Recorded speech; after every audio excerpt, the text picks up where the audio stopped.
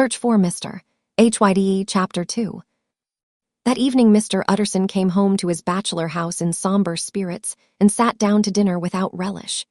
It was his custom of a Sunday, when this meal was over, to sit close by the fire, a volume of some dry divinity on his reading desk, until the clock of the neighboring church rang out the hour of 12, when he would go soberly and gratefully to bed. On this night, however, as soon as the cloth was taken away, he took up a candle and went into his business room. There he opened his safe, took from the most private part of it a document endorsed on the envelope as Dr. Jekyll's will, and sat down with a clouded brow to study its contents. The will was holograph, for Mr. Utterson, though he took charge of it now that it was made, had refused to lend the least assistance in the making of it. It provided not only that, in case of the decease of Henry Jekyll, M.D., D.C.L., LL.D., F.R.S., etc., all his possessions were to pass into the hands of his friend and benefactor Edward Hyde, but that in case of Dr. Jekyll's disappearance or unexplained absence for any period exceeding 3 calendar months, the said Edward Hyde should step into the said Henry Jekyll's shoes without further delay and free from any burthen or obligation, beyond the payment of a few small sums to the members of the doctor's household. This document had long been the lawyer's eyesore. It offended him both as a lawyer and as a lover of the sane and customary sides of life, to whom the fanciful was the immodest. And hitherto it was his ignorance of Mr. Hyde that had swelled his indignation. Now, by a sudden turn, it was his knowledge. It was already bad enough when the name was but a name of which he could learn no more. It was worse when it began to be clothed upon with detestable attributes, and out of the shifting, insubstantial mists that had so long baffled his eye, there leaped up the sudden, definite presentment of a fiend. "I thought it was madness," he said, as he replaced the obnoxious paper in the safe, "and now I begin to fear it is disgrace." With that he blew out his candle, put on a greatcoat, and set forth in the direction of Cavendish Square, that citadel of medicine, where his friend, the great Dr. Lanyon, had his house and received his crowding patients. If anyone knows, it will be Lanyon, he had thought. The solemn butler knew and welcomed him. He was subjected to no stage of delay, but ushered direct from the door to the dining room where Dr. Lanyon sat alone over his wine. This was a hardy, healthy, dapper, red-faced gentleman, with a shock of hair prematurely white and a boisterous and decided manner. At sight of Mr. Utterson, he sprang up from his chair and welcomed him with both hands. The geniality, as was the way of the man, was somewhat theatrical to the eye, but it reposed on genuine feeling. For these two were old friends, old mates both at school and college, both thorough respecters of themselves and of each other, and what does not always follow, men who thoroughly enjoyed each other's company. After a little rambling talk, the lawyer led up to the subject which so disagreeably preoccupied his mind. "I suppose, Lanyon," said he, "you and I must be the 2 oldest friends that Henry Jekyll has." "I wish the friends were younger," chuckled Dr. Lanyon, "but I suppose we are, and what of that? I see little of him now." "Indeed," said Utterson, "I thought you had a bond of common interest." "We had," was the reply, "but it is more than 10 years since Henry Jekyll became too fanciful for me.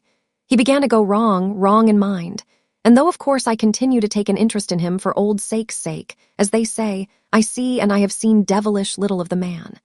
Such unscientific balderdash," added the doctor, flushing suddenly purple, "would have estranged Damon and Pythias." This little spirit of temper was somewhat of a relief to Mr. Utterson. They have only differed on some point of science, he thought, and being a man of no scientific passions, except in the matter of conveyancing, he even added, "It is nothing worse than that." He gave his friend a few seconds to recover his composure, and then approached the question he had come to put. "Did you ever come across a protégé of his, one Hyde?" he asked. "Hyde," repeated Lanyon. "No, never heard of him since my time." That was the amount of information that the lawyer carried back with him to the great, dark bed on which he tossed to and fro, until the small hours of the morning began to grow large. It was a night of little ease to his toiling mind, toiling in mere darkness and besieged by questions. 6 o'clock struck on the bells of the church that was so conveniently near to Mr. Utterson's dwelling, and still he was digging at the problem. Hitherto it had touched him on the intellectual side alone, but now his imagination also was engaged, or rather enslaved. And as he lay and tossed in the gross darkness of the night and the curtained room, Mr. Enfield's tale went by before his mind in a scroll of lighted pictures. He would be aware of the great field of lamps of a nocturnal city, then of the figure of a man walking swiftly, then of a child running from the doctor. And then these met, and that human juggernaut trod the child down and passed on regardless of her screams.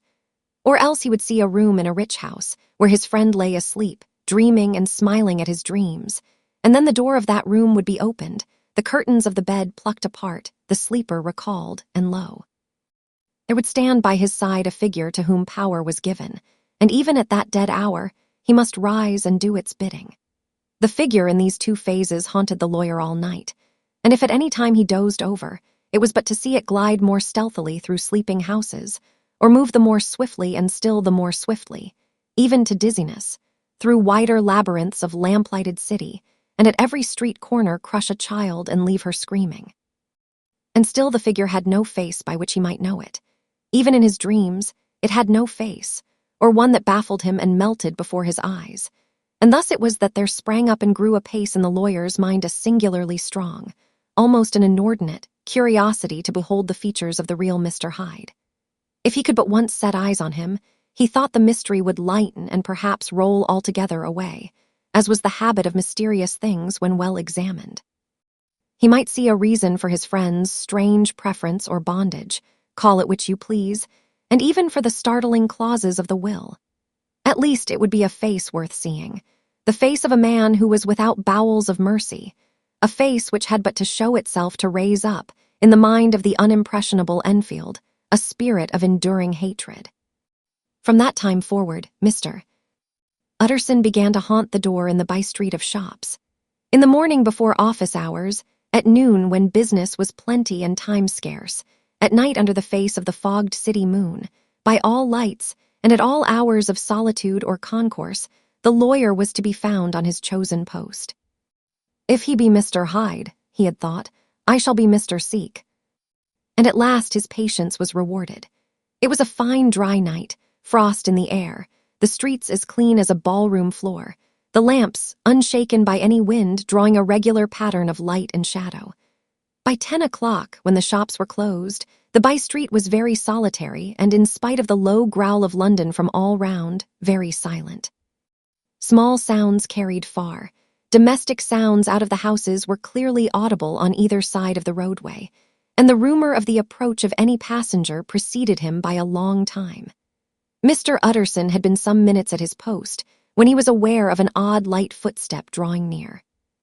In the course of his nightly patrols, he had long grown accustomed to the quaint effect with which the footfalls of a single person, while he is still a great way off, suddenly spring out distinct from the vast hum and clatter of the city.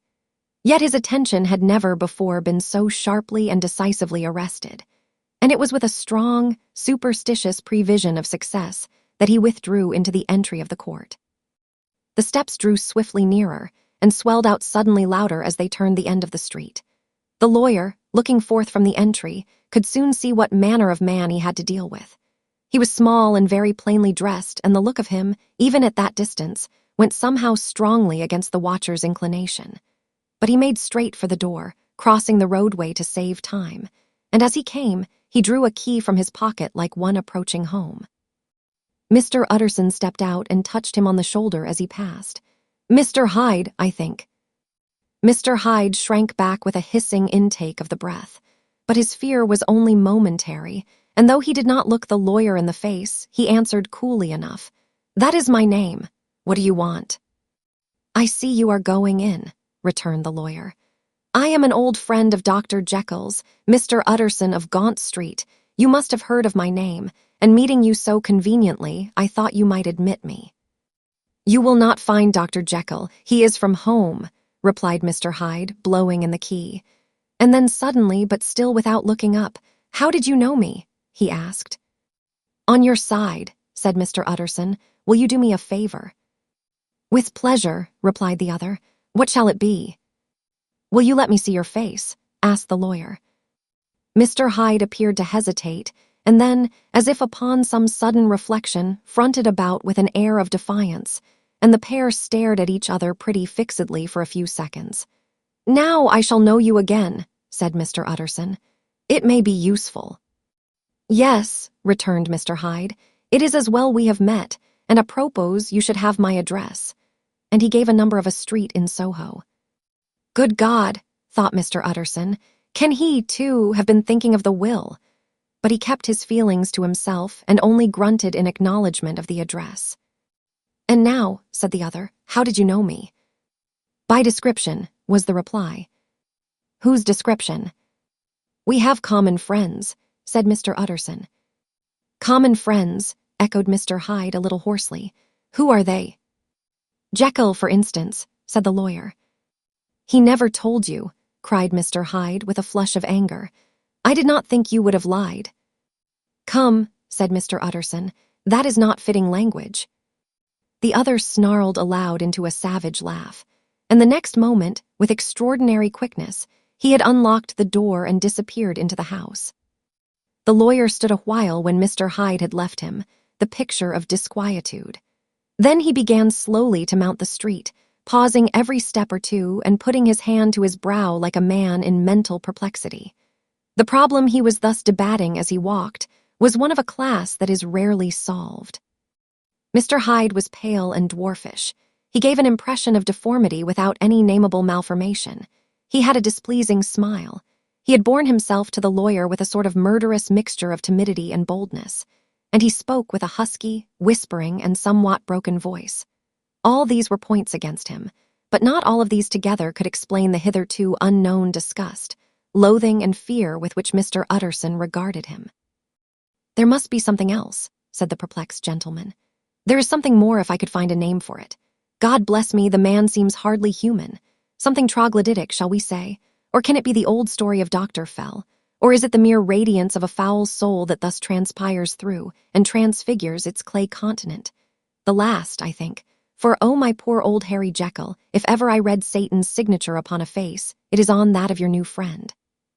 Round the corner from the by-street, there was a square of ancient, handsome houses, now for the most part decayed from their high estate, and let in flats and chambers to all sorts and conditions of men: map engravers, architects, shady lawyers, and the agents of obscure enterprises. One house, however, second from the corner, was still occupied entire, and at the door of this, which wore a great air of wealth and comfort, though it was now plunged in darkness except for the fanlight, Mr. Utterson stopped and knocked. A well-dressed, elderly servant opened the door. "Is Dr. Jekyll at home, Poole?" asked the lawyer. "I will see Mr. Utterson," said Poole, admitting the visitor as he spoke into a large, low-roofed, comfortable hall paved with flags, warmed after the fashion of a country house by a bright, open fire and furnished with costly cabinets of oak. "Will you wait here by the fire, sir? Or shall I give you a light in the dining room?" "Here, thank you," said the lawyer, and he drew near and leaned on the tall fender. This hall, in which he was now left alone, was a pet fancy of his friend the doctor, and Utterson himself was wont to speak of it as the pleasantest room in London. But tonight there was a shudder in his blood. The face of Hyde sat heavy on his memory. He felt, what was rare with him, a nausea and distaste of life, and in the gloom of his spirits he seemed to read a menace in the flickering of the firelight on the polished cabinets and the uneasy starting of the shadow on the roof. He was ashamed of his relief when Poole presently returned to announce that Dr. Jekyll was gone out. "I saw Mr. Hyde go in by the old dissecting room, Poole," he said. "Is that right, when Dr. Jekyll is from home?" "Quite right, Mr. Utterson, sir," replied the servant. "Mr. Hyde has a key." "Your master seems to repose a great deal of trust in that young man, Poole," resumed the other musingly. "Yes, sir, he does indeed," said Poole. "We have all orders to obey him." "I do not think I ever met Mr. Hyde," asked Utterson. "Oh, dear no, sir. He never dines here," replied the butler. "Indeed, we see very little of him on this side of the house. He mostly comes and goes by the laboratory." "Well, good night, Poole." "Good night, Mr. Utterson." And the lawyer set out homeward with a very heavy heart. "Poor Harry Jekyll," he thought, My mind misgives me he is in deep waters. He was wild when he was young, a long while ago to be sure, but in the law of God there is no statute of limitations. Ah, it must be that. The ghost of some old sin, the cancer of some concealed disgrace. Punishment coming, Pede Claudo, years after memory has forgotten and self-love condoned the fault. And the lawyer, scared by the thought, brooded a while on his own past, groping in all the corners of memory, lest by chance some jack-in-the-box of an old iniquity should leap to light there. His past was fairly blameless. Few men could read the rolls of their life with less apprehension. Yet he was humbled to the dust by the many ill things he had done, and raised up again into a sober and fearful gratitude by the many he had come so near to doing yet avoided. And then by a return on his former subject, he conceived a spark of hope. This Master Hyde, if he were studied, thought he, must have secrets of his own, black secrets by the look of him, secrets compared to which poor Jekyll's worst would be like sunshine. Things cannot continue as they are. It turns me cold to think of this creature stealing like a thief to Harry's bedside. Poor Harry, what awakening. And the danger of it, for if this Hyde suspects the existence of the will, he may grow impatient to inherit. Ah, I must put my shoulder to the wheel, if Jekyll will but let me, he added, if Jekyll will only let me.